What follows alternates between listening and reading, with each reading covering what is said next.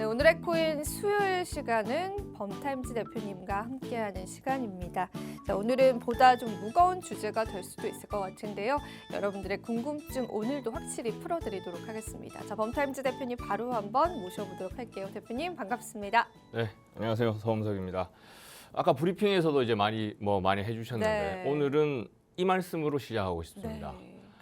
게리 겐슬러, 너 때문에 인류가 피해를 보고 있다. 당장 사임하라. 네. 라고 네. 블록체인 분석 업체 난센 CEO가 난센 트윗을 CEO 가. 남겼습니다. 네. 그래서 지금 코인베이스랑 지금 바이낸스랑 갑자기 반말하셔가지고 깜짝 놀랐어요. 인용이죠? 인용이죠. 네. 인용을 했던 거고. 네. 지금 바이낸스도 제소를 했고 또 코인베이스 어젯밤에 갑자기 또 갑자기였어요. 코인베이스도 네, 제소를 간밤에. 했다는 네. 소식이 있었는데요.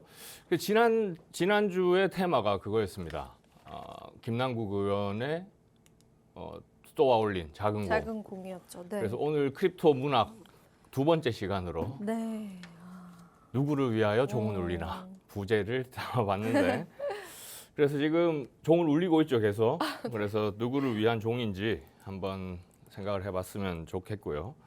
그래서 먼저 지금 바이낸스 이제 우리야 네. 이제 너무 많이 얘기를 했고 세계 최대 거래소고 한데 바이낸스가 얼마나 어떤 의미인지 크립토 시장에서 네. 그걸 한번 먼저 그렇죠. 얘기를 해봤으면 좋겠습니다. 왜냐하면은 그 SEC의 제소문에도 네. 명확하게 명기를 하고 있어요. 세계 최대 암호화폐 거래소 맞아요. 바이낸스라고 네.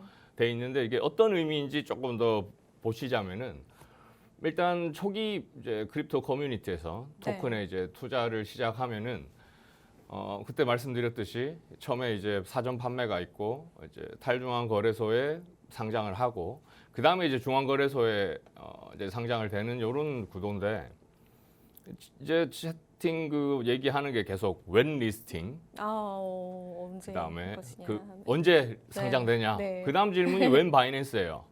바이낸스 언제 상장될 상장하냐 것이냐. 그게 이제 초미의 이제 아. 관심이라고 이제 보이는데 이제 그 정도로 어쨌든 크다. 영향력이 크죠. 크다. 네, 그렇습니다. 자, 그렇습니다. 이렇게 이제 바이낸스 거래소가 크립토 시장에 미치는 영향력이 굉장히 크다라는 부분들을 한번 짚어주셨는데, 자, 저희가 그럼 본격적으로 오늘의 주제 열어보면서 보다 자세한 내용들 바로 다뤄드리도록 하겠습니다. 자, 범타임즈의 NFT 오늘의 주제 열어보겠습니다. 오늘의 주제는요. SEC의 바이낸스 제소, 코인 시장에 미칠 영향은 어떻게 될까요에 관한 내용 전해드리겠습니다.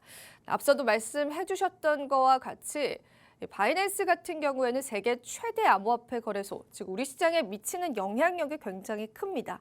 사실상 SEC가 바이낸스에 관한 공격을 해올 것이다라는 거 우리 투자자분들은 당연히 예측을 하셨을 텐데요. 자, 이제 본격적으로 그 싸움이 시작이 된 것 같습니다. 대표님 말씀하시는 것처럼 세계 최대 암호화폐 거래소이고 언제 바이낸스에 상장될 것이냐가 또 코인 시장의 중요한 요인인 것처럼 영향력이 크지 않을까 싶거든요.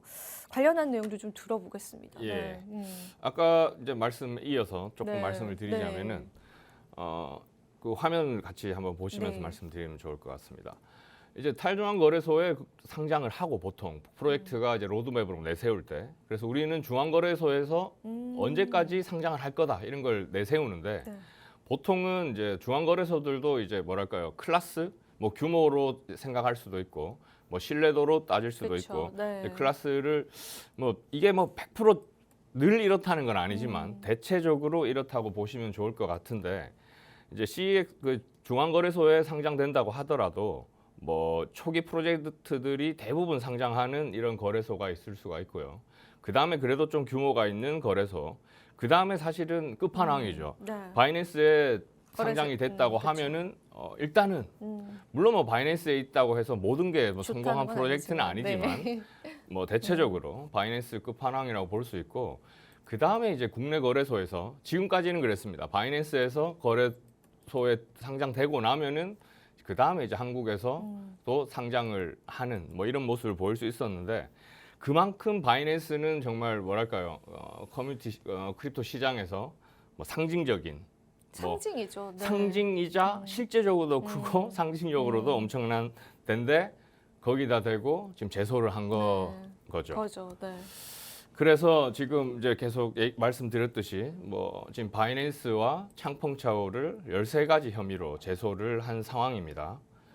그래서 지금 요 내용을 한번 원문을 번역한 내용을 한번 같이 봤으면 네. 좋겠어요.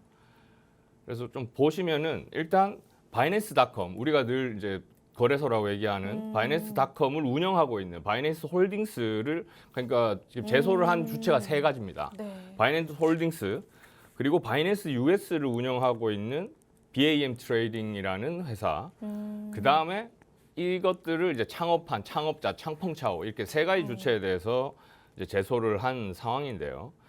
그래서 일단 이제 증권 뭐 상장된 토큰들에 대한 증권성 여부 그리고 뭐 스테이킹 뭐 이런 것들에 대해서 이제 제소를 한 건데 일단 가장 큰 거는 이제 거래소 증권을 거래하고 취급하는 서비스를 하면서 미등록됐다 우리 그 SEC에 그런 문제가 있고 그 암호화폐를 거래되고 있는 암호화폐에 대해서 미등록되었다. 근데 그거를 제공하고 판매를 했다.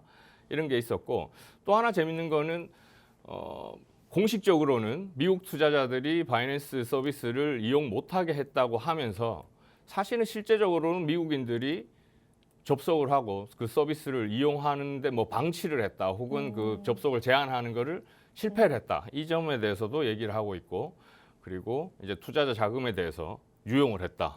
유용을 하고 제대로 공시하지 않고 뭐 투명하지 않다. 뭐 이런 내용들로 이제 제소를 한 건 거죠.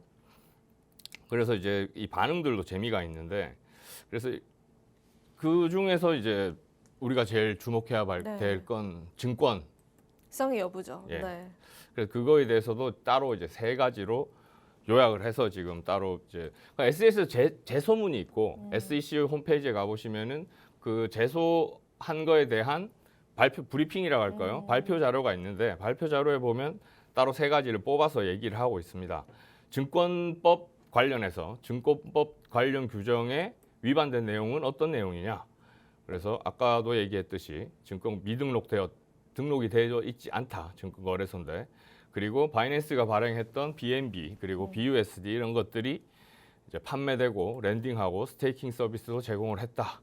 그리고 창펑차오가 실질적으로는 창펑차오가 이 모든 것들을 했다. 예, 컨트롤했다. 네. 공식적으로는 뭐 별도 법인이 있고 하지만 결국에는 창펑차오가 이 모든 거를 컨트롤하고 있다. 이런 내용으로 제소를 한 거죠.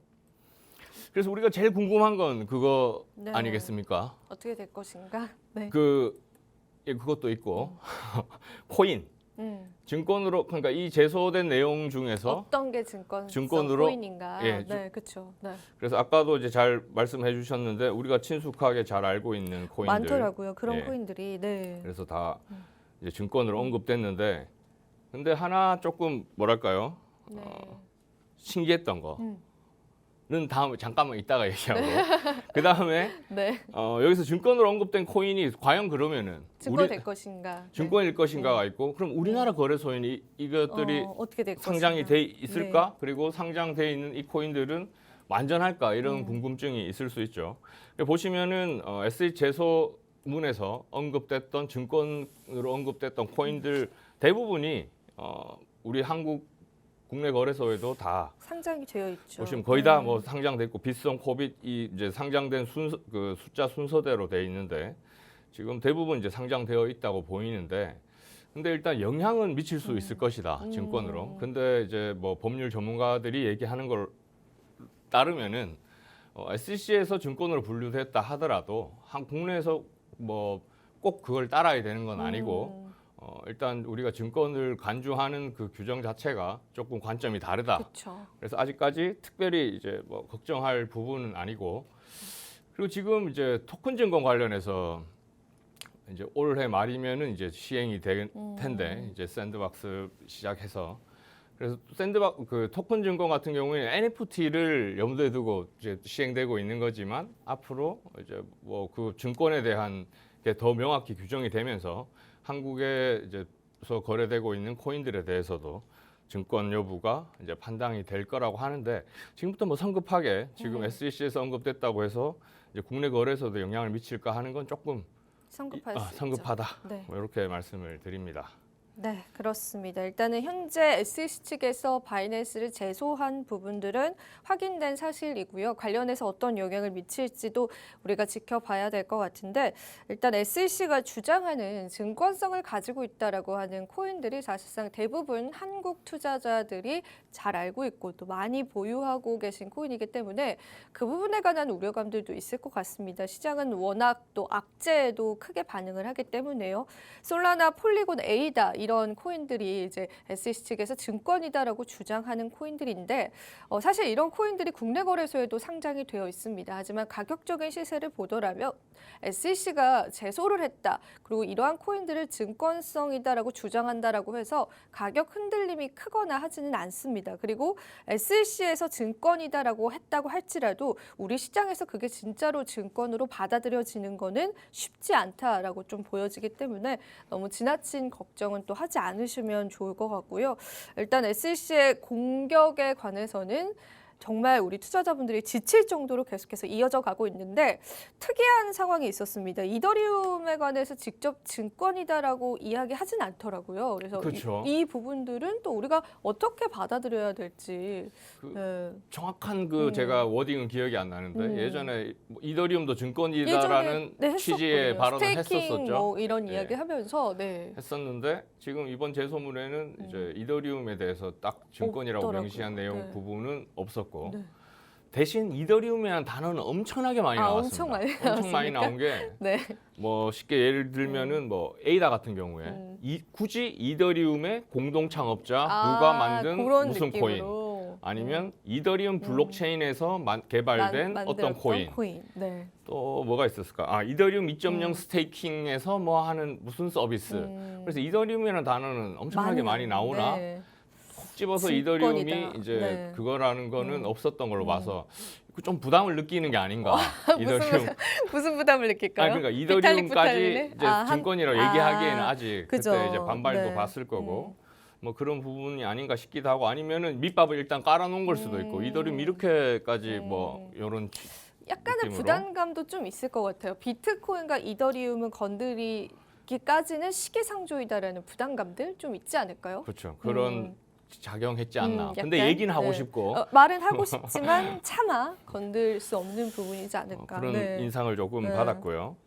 그래서 지금 CEO 창펑샤오가 뭐 다양하게 지금 대응을 하고 있습니다. 네. 지금 제소에 대해서 대응을 하고 있는데 그 중에 이제 재밌는 게 이제 트위터에 보시면 트위터가 이제 쓸 수 있는 글자 수가 제한돼 있기 네, 때문에 네. 여러 가지를 차례대로 할 때 1번 하고 2번 하고 이렇게 순서대로 글을 많이 쓰는데 요 트위터 같은 경우에는 숫자가 있지만 그냥 요 단일 트윗이 끝이에요. 근데 사가 어떤 뜻이냐면 창펑차고 예전에 트위터를 하면서 맞아요. 내가 사라고 하면 그 페이크란 뜻이야. 맞아요. 잘 이해하고 있어? 이런 얘기를 맞아요. 그런 한 얘기 적이 많이 했어요. 있었고 네. 그래서 사라고 딱 한 얘기하는 순간 제 소문에 대해서 완전 네. 강력하게 반박을 하는 거다. 살을 자주 하시더라고요. 근데 최근에. 그렇죠. 네. 특히 로이터가 많았던 것 같은데 뭐 가짜 뉴스가 많았고 뭐 맞아요. 그런 걸 하면서 살을 많이 했는데 여기서도 짧고 굵게 그냥 사라고 네, 4. 뭐, 네. 거짓이다 지금 네. 얘기를 하고 있는 거죠. 또 재밌는 게 창펑샤오뿐만 아니라 주요 인사들의 반응들. 네. 지금 코인베이스 요 좀 제가 캡처한 걸 CEO? 네. 아침에 네. 나온 거라서 보면은 요게 마음에 듭니다. 코인베이스 CEO가 이제 코인베이스 제소되는 걸 보고 이제 발표한 건데 영광이다. 영광이다. 왜냐하면은 지금 크립토 업계 크립토에 대해서 법적으로 우리 의견을 펼칠 수 있는 기회를 줘서 줬다. 뭐 감사하고 영광이고 앞으로 명확하게 하겠다. 밝히겠다. 맞아요. 뭐 이런 측면에서 봤을 때는 지금 순간적으로는 사실 바이낸스, 코인베이스 대표적인 거래소들이 제소를 되면서 이제 상당히 시장에 이제 악영향 끼치기도 했죠. 악영이죠, 네. 당연히 네. 악영향이죠.